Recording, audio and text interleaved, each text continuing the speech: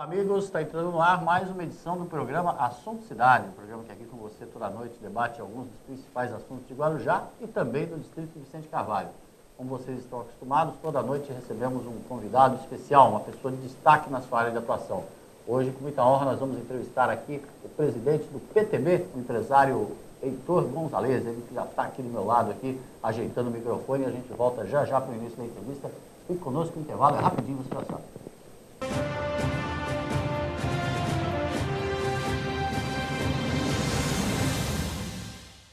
Há 22 anos no mercado, a Texa especializou-se em realizar sonhos e superar expectativas. A Texa garante excelência na execução dos mais arrojados projetos residenciais e corporativos, utilizando a soma da experiência de ambos segmentos em todas suas obras. A qualidade do residencial, a agilidade do corporativo e total gerenciamento resumem o produto que a Texa entrega a seus clientes. Litoral, Avenida Ademar de Barros, 1347, terceiro andar. Telefone 13-3308-1717.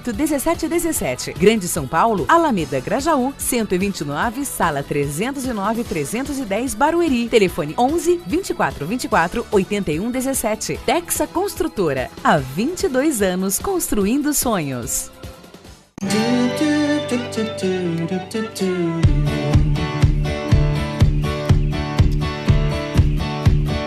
Cuidar de cada detalhe para tornar o dia mais especial. Esse é o plano. Envelhecer com a certeza de nunca ficar velho. Esse é o plano. Transformar um sonho distante em seu próximo destino. Esse é o plano. Cuidar hoje do amanhã. Esse é o plano. Descobrir que ocasiões especiais ficam ainda melhores quando compartilhadas. Esse é o plano. Conseguir almoçar em casa e valorizar os momentos que realmente importam. Esse é o plano.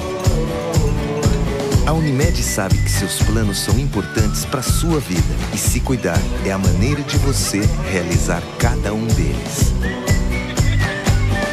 Cuidar de você. Esse é o plano. Unimed.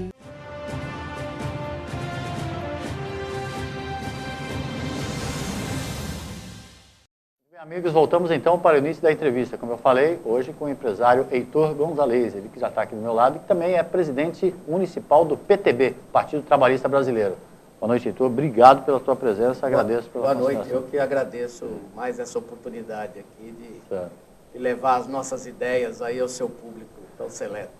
O Heitor que vem cumprindo um périplo aí pelas emissoras e pelos programas locais para fazer esse balanço das eleições. Afinal de contas, o PTB teve um papel preponderante nas eleições municipais desse ano aqui em Guarujá, né, Heitor? O PTB ele acabou cumprindo aí não só a sua meta, né? O PTB como um todo na região, que foi montado recentemente, ele tinha uma meta de 5% dos votos do Estado serem conseguidos na região. Só o Guarujá conseguiu 6,7%, né? Uhum. Então, nós como presidentes, administrando 2 candidatos a estadual, a própria senadora Marlene Campos Machado, conseguimos aí suplantar as necessidades que o partido tinha e acabamos tendo uma votação expressiva na região. Quer dizer que, além da candidatura, que você tinha que administrar ali as coisas todas da candidatura, que a gente vai falar logicamente disso tudo aí, do desempenho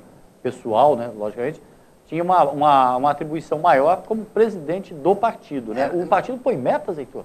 Põe metas? Sim, o partido ele tem que ter metas. Tudo na vida eu acho que a gente tem que ter metas, né? E o partido tinha como meta na região, quando o Campos me convidou para ser presidente do Guarujá, era com o objetivo de dar uma sacudida em toda a região, colocou o Pedrinho Garafolo lá como coordenador da região, para que a gente conseguisse aí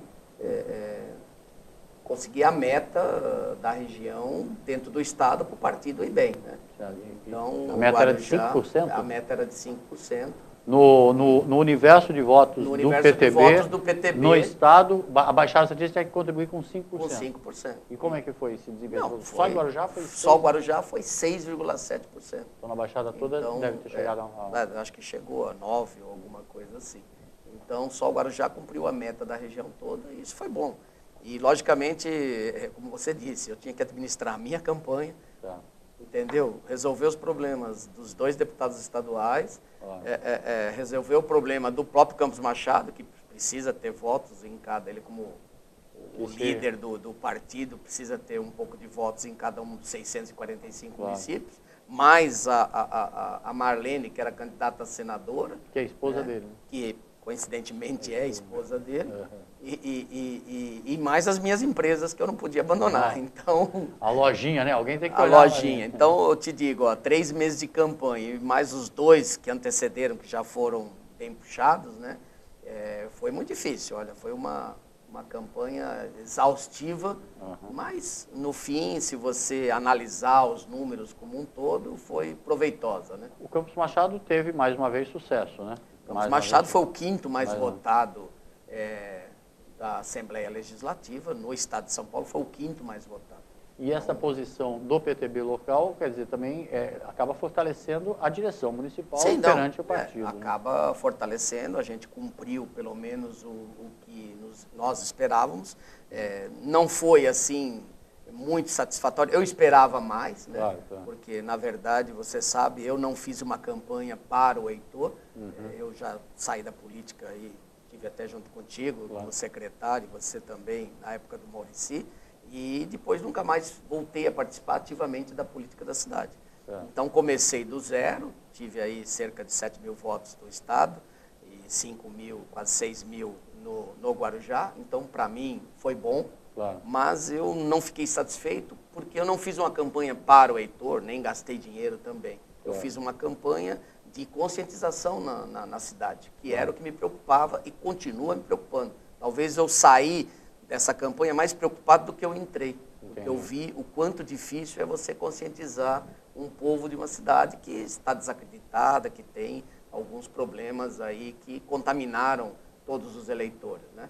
Você vê que se você traduzir isso em números, eu até como engenheiro eu gosto de traduzir em números, você teve os 221 mil votos que o Guarujá tem, você teve 41.392 pessoas que não foram votar. Simplesmente. Ou seja, essas 42 mil pessoas, acho que o Guarujá está muito bem. Ou acho que a política não tem salvação. Aí você tem mais 32.500 pessoas que votaram em branco e nulo. Então, se você juntar o branco e o nulo, mais os que não vieram, você... Esses 41 mil não tiveram nem o trabalho de comparecer à urna. Os 32 mil foram e não votaram em deputado. Então, você acaba tendo 75 mil pessoas que não fizeram nada pela cidade onde elas moram. Um terço, praticamente. Mais de um terço até. Aí tiveram 36 mil pessoas que votaram no Guarujá e 111 mil pessoas votaram para candidatos de fora do Guarujá. 36 mil dos votantes que votaram em candidatos de Guarujá. Isso para deputado federal, né? Isso para deputado federal. E 111 mil votaram em candidatos a deputado federal de outro lugar. Então aí você tira muitas conclusões. Quase 3 vezes, Heitor. 50%, exatamente 50% votou em candidatos de fora. 50% votou em candidatos de fora. Apesar de elegermos um deputado com... Deus elegeu, né? Deus elegeu um candidato que, com toda a minha fé, vai mostrar o quanto é importante ter um só candidato na cidade. Quem sabe para a próxima eleição as pessoas acordam e falam, poxa, realmente o Heitor tinha razão, é bom. Então vamos tentar eleger mais um e vamos tentar eleger um estadual para o Guarujá realmente... poder fazer as coisas que deputados estaduais e federais podem fazer, que são muitas coisas. Muitas das coisas que são atribuídas ao prefeito não são atividade, não são responsabilidades do prefeito. O prefeito vai lá, passa o pires, perde um tempo no estado, perde um tempo, né, abandona a cidade, como a própria nossa prefeita faz.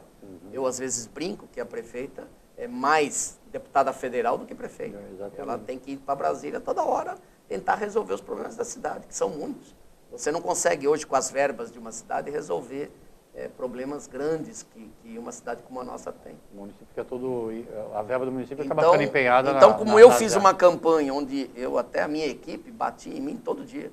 Pô, você está fazendo, você fez um discurso bacana, tinha 400 pessoas, você não pediu voto. Não, eu não pedia mesmo. Eu falava, olha, eu estou mostrando para vocês o que um deputado faz. Existem 4, 5, 6, 7, 8 deputados do Guarujá federais. Escolham qualquer um.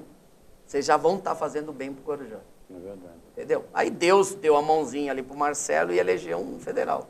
Eu acho que isso vai fazer a diferença. Vamos só registrar que parte desta imensa equipe do Heitor Gonzalez está aqui, a figura do publicitário Julinho Ferreira, que está aqui conosco. Aqui. O Heitor, então, oxalá suas previsões estejam certas com relação ao nosso futuro deputado federal. Agora, em que pese a cidade ter eleito um deputado federal, apesar de vários anos aí sem eleger um deputado federal, os números que você reuniu aí como um técnico excelente que mostram que a cidade ainda despreza bastante os candidatos. Não, ela não tem consciência política. Eu chamo isso de consciência política, entendeu? Ou a pessoa está desacreditando da cidade, ok, ela tem motivos para isso, ela tem. Ou a pessoa não gosta de política, ok. Tudo se aceita. Ou não gosta, desculpa se eu estiver sendo indelicado, ou não gosta dos candidatos. Poxa, tinha 8 candidatos, tinha para todos os gostos. Tinha para todos os gostos, é verdade. Tinha empresário, tinha político, tinha apresentador de TV, tinha de tudo. Tinha ex-prefeito, ex-candidato, tinha de tudo. Então, na verdade, você podia ter escolhido. Né? E eu costumo dizer, quer dizer que os 111 mil votaram para fora, porque não? Não. De repente, esses 111 mil votos foram para candidatos, tirando os do Tiririca, com perdão da palavra, que de novo foi muito bem votado aqui, são bons candidatos. Ninguém vai falar que o Celso Russomano é ruim, que o Papa é ruim. O Papa vai ser um excelente deputado federal. Claro. Provavelmente 80% excelente para Santos. E com uma visão política madura o suficiente para ter um olhar metropolitano. Sem dúvida, ele conhece a região metropolitana, ele conhece Santos, foi prefeito 8 anos, foi um excelente prefeito. Mas não dá para dizer que na hora de se tiver um pedaço só de brasa vai passar. Não. Eu tenho certeza que na hora de votar para tirar o dinheiro do Porto de Santos e botar para o Guarujá, ele não vai votar. Então, era isso que eu clamava. Eu falava, gente, vamos acordar. Neste momento, nós temos que ser bairristas. O Guarujá passa por um momento muito difícil. Então, quando a gente tem problemas difíceis, nós temos que resolver na nossa casa, primeiro. Então, era esse o apelo que eu fazia, entendeu? E vou continuar fazendo. A vida continua, está aí, 2016 está aí, nós vamos continuar trabalhando e vamos continuar apertando a discussão em torno dos problemas que existem na cidade, que são muitos. Doutor, a gente pode voltar a falar daqui a pouco mais um pouco sobre o desempenho do PTB em Guarujá, inclusive com uma votação surpreendente para o médico Walter Suman, que já esteve aqui no programa, agradeceu, uma boa votação também que você teve, o qual já de antemão lhe parabenizo. Mas vamos falar um pouco desse momento nacional. Como é que você viu esse finalzinho de campanha nacional? O Aécio ganhou em Guarujá, por exemplo. Ganhou em boa parte da Baixada Santista. Eu vejo a situação, até oportuno, porque você está vendo hoje casamentos sendo destruídos, amizades sendo destruídas. 60 anos quase que eu tenho de vida, eu nunca vi nada parecido.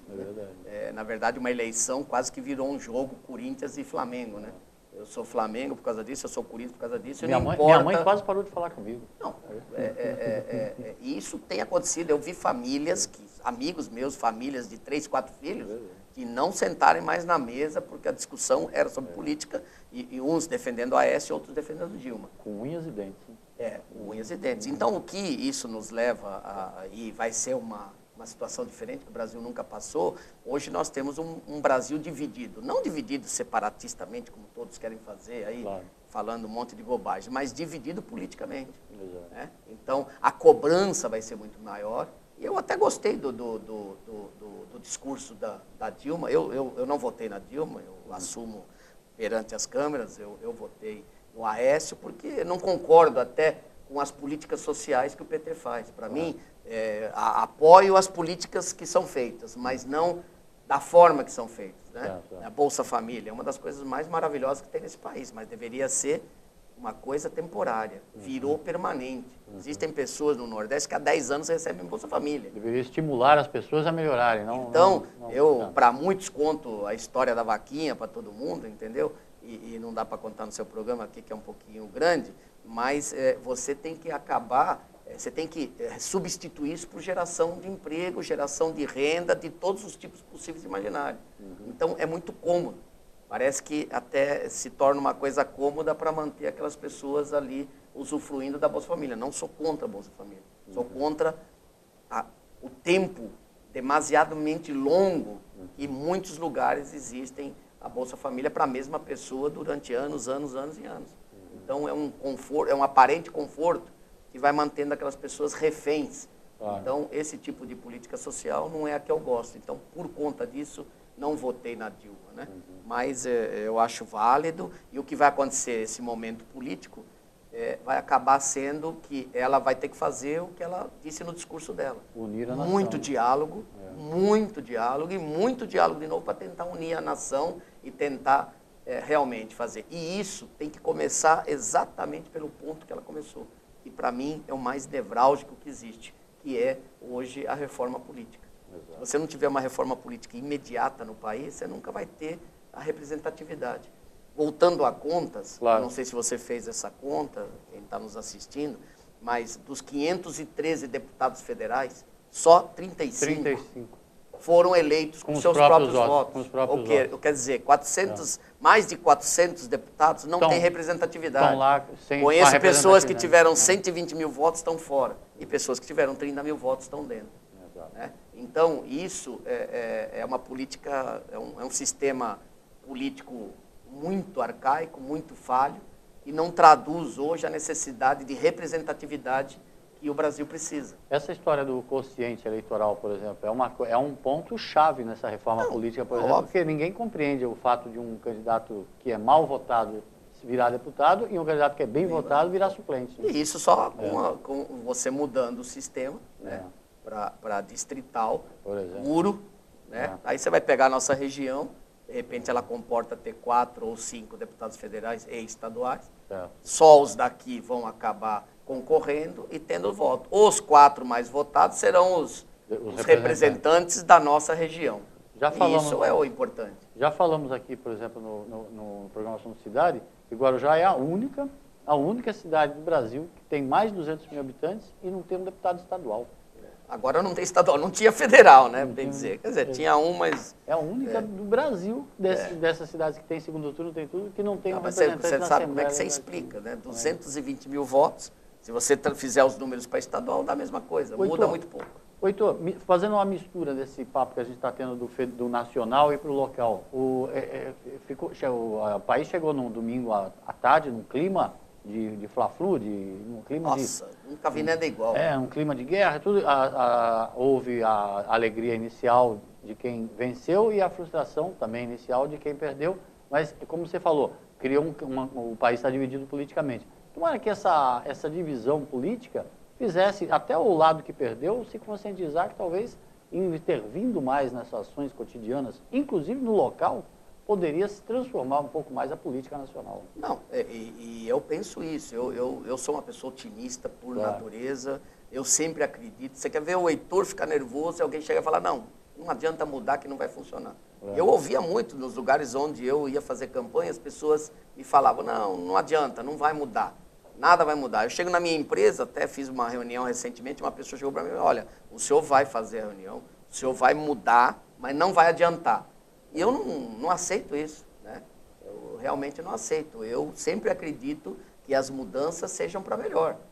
Não deu certo? Vamos mudar de novo. Eu nunca esmoreço, eu tenho que ir tentando até achar a solução. Eu acho que o que aconteceu na política, talvez até pelas redes sociais, né? Aconteceu esse fenômeno dessa divisão, eu acho que isso vai ser bom para o país. No fundo, vai acabar sendo bom. Primeiro, o PT já se conscientizou que ele perdeu bancada no Congresso, as coisas ficaram mais difíceis do que estavam, ele perdeu na federação, em governadores, entendeu? Então, ele é um partido que ele está vendo que ele está diminuindo. Ou ele parte para o diálogo e muda realmente, ou ajuda a mudar essa reforma política e depois a reforma tributária, ou então eles vão para o brejo, né? E daqui a 4 anos não vai se ouvir mais falar em PT.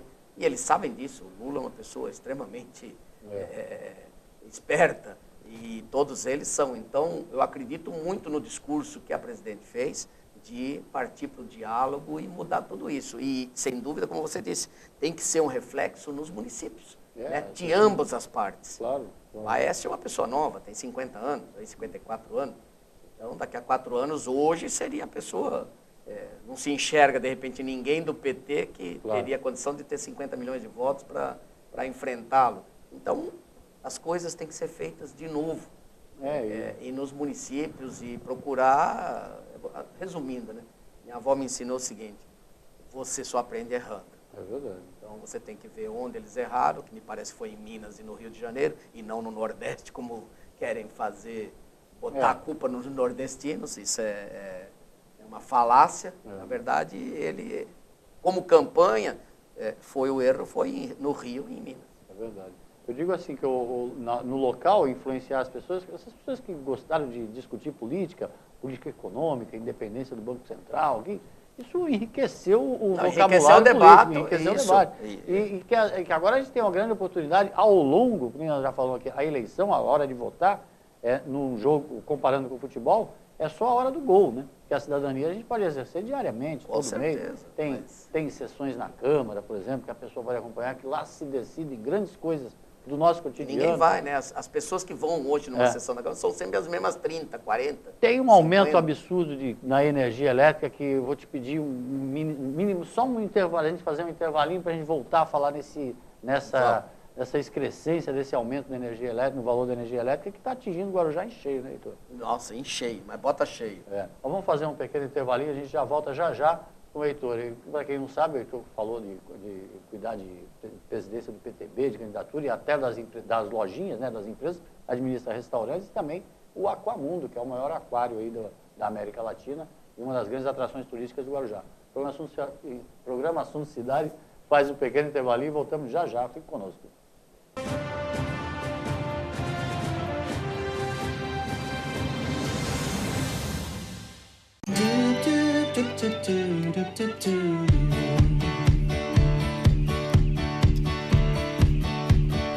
Cuidar de cada detalhe para tornar o dia mais especial. Esse é o plano. Envelhecer com a certeza de nunca ficar velho. Esse é o plano. Transformar um sonho distante em seu próximo destino. Esse é o plano. Cuidar hoje do amanhã. Esse é o plano. Descobrir que ocasiões especiais ficam ainda melhores quando compartilhadas. Esse é o plano. Conseguir almoçar em casa e valorizar os momentos que realmente importam. Esse é o plano. A Unimed sabe que seus planos são importantes para a sua vida e se cuidar é a maneira de você realizar cada um deles. Cuidar de você. Esse é o plano Unimed. Há 22 anos no mercado, a Texa especializou-se em realizar sonhos e superar expectativas. A Texa garante excelência na execução dos mais arrojados projetos residenciais e corporativos, utilizando a soma da experiência de ambos segmentos em todas suas obras. A qualidade do residencial, a agilidade do corporativo e total gerenciamento resumem o produto que a Texa entrega a seus clientes. Litoral, Avenida Ademar de Barros, 1347, terceiro andar. Telefone 13-3308-1717. Grande São Paulo, Alameda Grajaú, 129, sala 309-310, Barueri. Telefone 11-2424-8117. Texa Construtora. Há 22 anos construindo sonhos.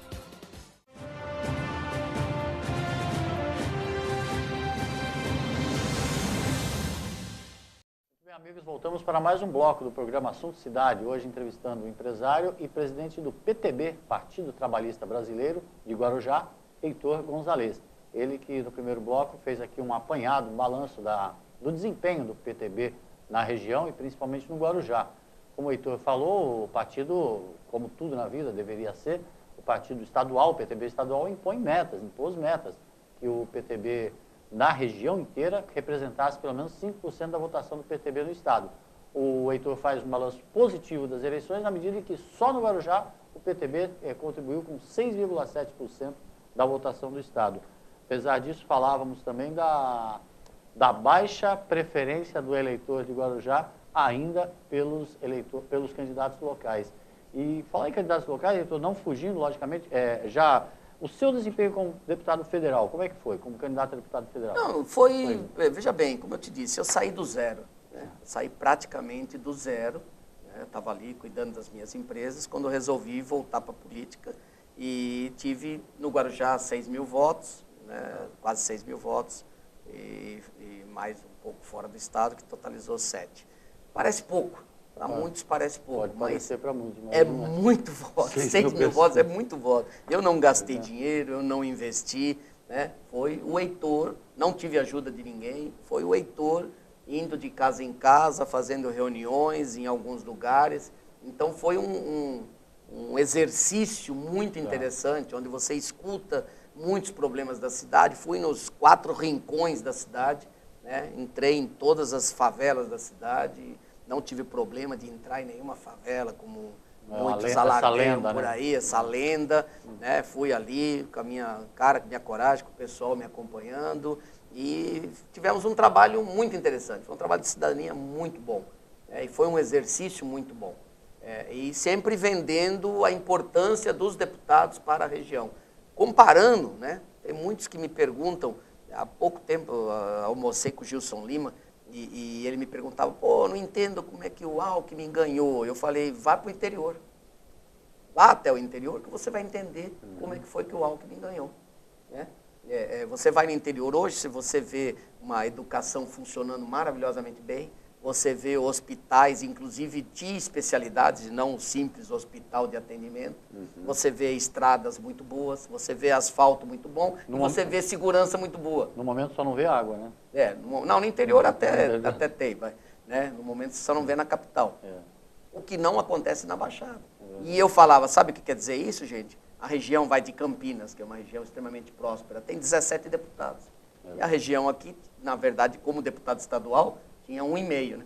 Luciano Batista e a Thelma. A Thelma é contra o governador e o Luciano Batista e aí a favor. Que eu ia falar, que por conta de problemas ideológicos, questões ideológicas, tem dois, um briga com o outro. Um briga com o outro e você acaba prejudicando toda uma região que não é presenteada, né, ou tratada como o restante do interior do estado de São Paulo. E é isso que acontece. No Brasil, infelizmente, é o toma lá da cá e não funciona mais. Aí a gente volta para o começo da história da reforma política. Não funciona. Eu lembro que no começo da campanha eleitoral, muita gente no Guarujá identificava, muita gente em alguns setores específicos identificava que a falta de liderança em Guarujá fazia com que as pessoas vissem com bons olhos a sua entrada na política, representando ali alguns segmentos de pessoas, como se falou muito nessa campanha eleitoral, pessoas de bem interessadas na política. Eu estou aqui para ficar fazendo proselitismo sobre a sua pessoa, mas pessoas interessadas em mudar alguma coisa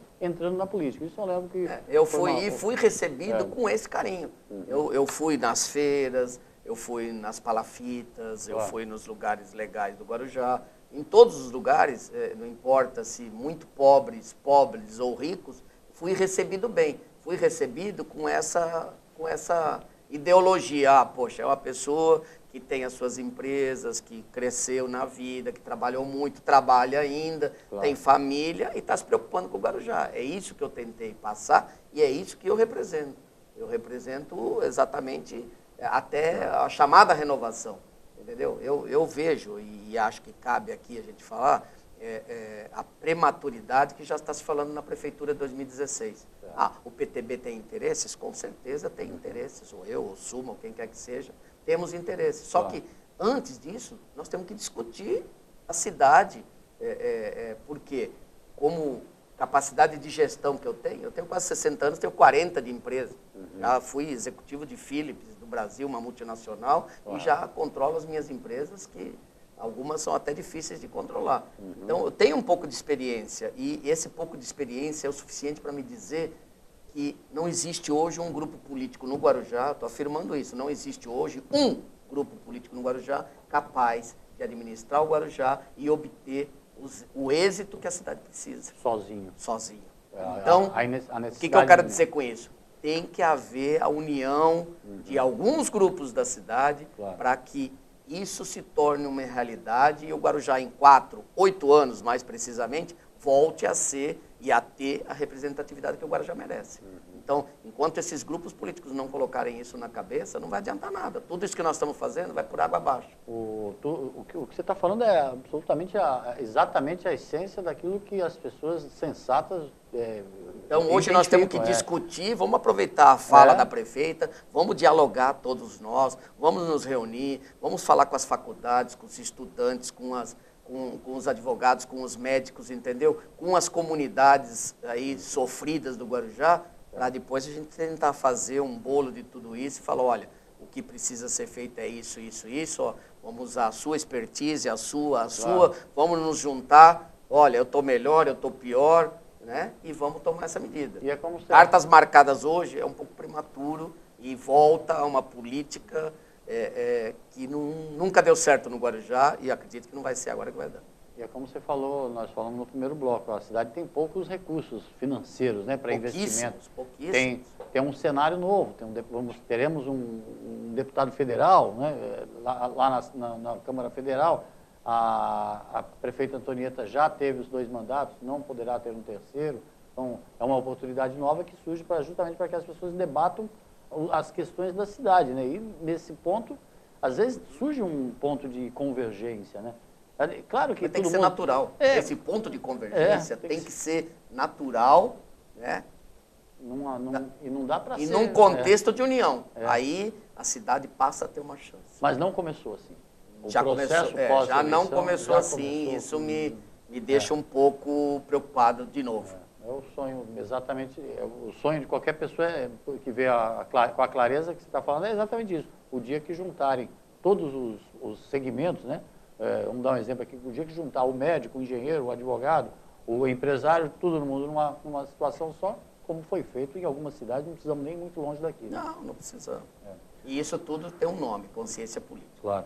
Ô, Heitor, a gente não perder a oportunidade, você também está empenhado, juntamente com a Associação Comercial, até alertar que o presidente da Associação Comercial de Guarujá, Rogério Sachs, deve comparecer ao programa na próxima semana, para a gente falar sobre esse aumento absurdo da conta de luz.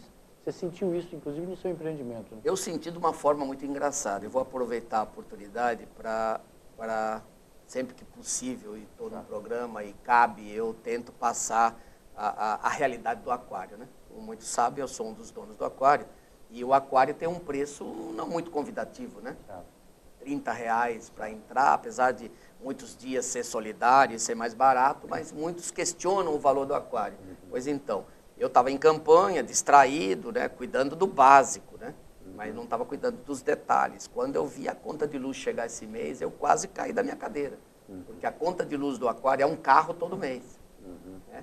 Então, para vocês terem ideia, com eu fiz 1000 análises e 1000 reduções no aquário, o aquário já chegou a pagar 50 mil de luz. Por mês?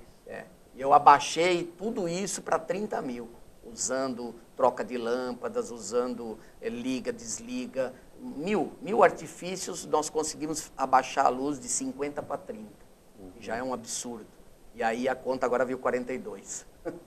Aí eu, saí xingando, me distraí, vocês gastaram a luz. Quando eu comparei é que eu vi que a luz tinha aumentado 36%. O consumo é praticamente o mesmo. Então, o que eu quero dizer com isso? Que os gastos de um aquário são muito grandes.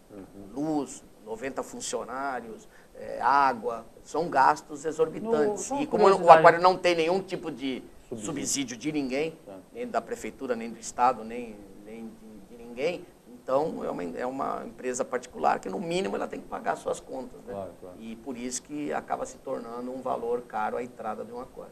Uma curiosidade, do que a energia gasta, né, basicamente em função dos filtros? Sim, exatamente que o aquário pode estar aberto ou fechado, ele gasta o mesmo tanto de luz. A diferença é mínima por conta do ar-condicionado, que em alguns lugares a gente até deixa o ar ligado também dia e noite. No caso dos pinguins e alguns outros recintos, onde você tem que manter uma temperatura, você não pode deixar a água, nós temos o aquário de Paranaguá, agora nós estamos com problemas homéricos, porque por incrível que pareça, o ano inteiro que a gente já está com o aquário lá, a gente não consegue baixar a temperatura da água de 30 graus. Então você tem que manter um chiller, né, que é um equipamento onde a água entra quente e sai gelada. E isso gasta luz dia e noite para você manter a temperatura da água, temperatura externa, temperatura interna, os filtros girando. Então, total. Aí você foi verificar? Aí eu vi o absurdo, sabe, é só no Brasil que alguém da noite para o dia tem um aumento de 36% em todos os segmentos. Né? Tem alguns setores se organizando e tentando, inclusive, Sim, a Associação Comercial, o Rogério tomou medidas, inclusive frente ao Ministério Público, são medidas gerais, né, que privilegiam a cidade como um todo, tanto a parte comercial, acho que como a parte física, né, que também o aumento foi igual ou parecido. E, como eu digo, é só no Brasil que você pode acordar de um dia para o outro e ter 1/3 de aumento numa conta de luz. Sabe? Como é que você planeja isso numa empresa? Por mais que eles avisaram 1 mês ou 2 antes, como é que você planeja isso? Simplesmente aumenta o público e transfere? Né? Das padarias, imagina as padarias, que hoje você tem uma padaria gasta em torno de 12 mil, 13, 15 mil reais de luz, porque os fornos não são mais a lenha, como antigamente, por causa do meio ambiente. Os fornos são todos elétricos. É o tipo da coisa que eu estava falando, que a gente, aproveitando esse momento cívico, né, que a eleição permite, fazer as pessoas se mobilizarem, né, porque, logicamente, que a Electro e as empresas, outras empresas só têm autorização para aumentar a conta de luz se elas comprovarem que tem um investimento, um aumento da demanda, alguma coisa assim. Não sei o que a Electro fez no Guarujá para aumentar 30%. Eu confesso que não acompanhei, estou para fazer uma reunião com o Rogério, e, ao que me parece, eles alegaram prejuízo. Então, quer dizer, a incapacidade dos outros, agora nós vamos ter que pagar. Prejuízo. É inaceitável. Esse assunto elétrico é inaceitável. Da mesma forma que você falou, só no Brasil que a gente acorda com um aumento desse na conta de luz embaixo da porta, da mesma forma, só no Brasil também que a gente acorda com o sistema de abastecimento de água também, passando por esse caos também que estamos passando. Né, também. Logicamente, tirando o lado eleitoreiro em exato. Cima aí, logicamente, da situação, porque hoje é administrado por um governador do PSDB, e as análises aí, eu procurei até estudar um pouco, não sei se você chegou a ver, mas é uma situação, a seca e a falta de chuva na região, é uma coisa que talvez só possa vir a acontecer de novo daqui a 3 mil anos. Já pensou? Então, é um fato histórico, né? Onde... São vários fatores. Por mais que fosse previsto há X anos atrás, não sei o que poderia ser feito. E acredito até como meu lado engenheiro, assim, muito racional, eu acho que tem que rezar para Deus, porque não vejo muitas saídas instantâneas, com um prazo inferior a 5 anos, 3 anos, que você possa fazer alguma medida para sanar. Tem que todo mundo fazer a dança da chuva aí. O Pânico, eu vi antes de ontem, já começou a fazer, botou um monte de mulher bonita dançando ali pelada para ver se faz chover. Heitor, voltando um pouco para o Guarujá, assim, como é que é, para tentar finalizar, assim, como é que você vê a cidade, assim, no ambiente turístico, assim, como é que a gente está, depois de Copa do Mundo, depois de tudo? Olha, primeiro que a Copa do Mundo... A passagem do Neymar pelo Guarujá, acho que foi mais legal do que a da Bossa. A Copa do Mundo foi o maior câncer instantâneo do Brasil, não do Guarujá, não. O Guarujá gastou 20 milhões no estádio, usou uma noite, né? Cometeu alguns erros aí, mas não foi só o Guarujá que cometeu. Como era previsto e como já aconteceu em outros países, a Copa do Mundo trouxe um prejuízo muito grande para o Brasil. E não podia ser diferente para o Guarujá, que já pegou o Guarujá numa situação pré-eleição e pré-verão, né? Então, saindo de um verão ruim, então eu posso afirmar, eu estou afirmando como empresário, o restaurante Rufinos tem 40 anos. Eu tenho dia a dia, mês a mês, ano a ano dos 40 anos. Foi o pior ano dos 40 anos e foi os piores maio, junho e julho dos 40 anos. Justamente os meses da Copa. Exatamente. E isso, a mesma coisa, eu falo para o Aquário, que tem 15 anos, e alguns empreendimentos meus aí que tem 5, 7, 8 anos, foi o pior. Todos foram o pior. Indistintamente se era gastronomia, turismo. Né? E para você ter turismo, você precisa ter coisas básicas. Hoje, o Guarujá é lindo, né? O Guarujá é uma cidade extremamente bonita. O que mais me aflige de todos os problemas que o Guarujá tem é segurança. Claro. E a segurança não é um problema do Guarujá, é um problema do Brasil. Mas no Guarujá, para a nossa cidade que vive do turismo, é o primeiro ponto que alguma coisa precisa ser feita. Já se fala isso há 20 anos, né? Claro. A gente fala há 20 anos que alguma coisa precisa ser feita. Mas realmente chegamos num ponto agora que se não for feito, eu de domingo para hoje, né, presenciei 3 assaltos de meninos com bicicleta assaltando carros. Eu presenciei meninos armados, né, até o modo operante, eles se jogam da bicicleta, o carro para, achando que atropelou, aconteceu alguma coisa. Quando abre a porta, os meninos se levantam e armados assaltam. Eu vi 3. Não estou exagerando, vi 3. Um no domingo. Na orla. Um na segunda, na um orla, na terça. Não, atrás da orla ali. Eu vi paralelo o domingo saindo da eleição, paralelo a Dom Pedro. E ali tem acontecido, não é mais no túnel, agora é ali. Né? Então, por exemplo, nós temos problema homérico de trânsito, hoje ligado à segurança no domingo. Claro. As pessoas, pela falta de água de São Paulo, estão vindo ao Guarujá. Não importa se é lavar roupa, eles têm casa aqui, lavam aqui, gastam aqui. Para nós é ótimo até. Claro. E acredito numa temporada muito boa esse ano, por conta da falta d'água em São Paulo. Só que a cidade parece que nunca está preparada. Mas a cidade não está. Na hora, meu coração vem na boca, quando domingo aquelas pessoas começam a voltar para São Paulo. E param em todos os lugares perigosos da cidade. Você não vê ninguém preocupado com os faróis, ninguém. Então fica aqui o alerta. Né? Isso nós temos que pensar. Cada uma dessas pessoas que se deu mal numa volta para São Paulo é uma pessoa que vai falar para SEI, não volto mais para o Guarujá. Exato. Então, a nossa situação é grave. O Guarujá depende disso para viver. Vicente de Carvalho depende disso para viver. E a gente não vê as coisas caminharem para um objetivo. É uma das coisas que eu já coloquei para o futuro deputado federal nosso, o que ele tem que começar a correr atrás desse quesito segurança. E não adianta, apesar da segurança ter aquela falácia de que é função do governo do Estado, o município tem grande responsabilidade, inclusive porque a gestão do trânsito é exclusiva do município. A gestão do trânsito é exclusiva da cidade e hoje tem muito, pela situação geográfica da cidade, né? Eu viajei recentemente para um lugar, né, que aliás é bem baratinho de ir, às vezes é mais barato, eu fui para Aruba, é mais barato ir para Aruba do que para o Nordeste do Brasil. Até esse problema nós temos hoje. E é uma ilha como o Guarujá. O Guarujá está 10-0 de beleza na ilha. E eu perguntei pro taxista, como é que é a segurança aqui? Que eu sempre faço isso. Ele falou, olha, a segurança aqui é 100%.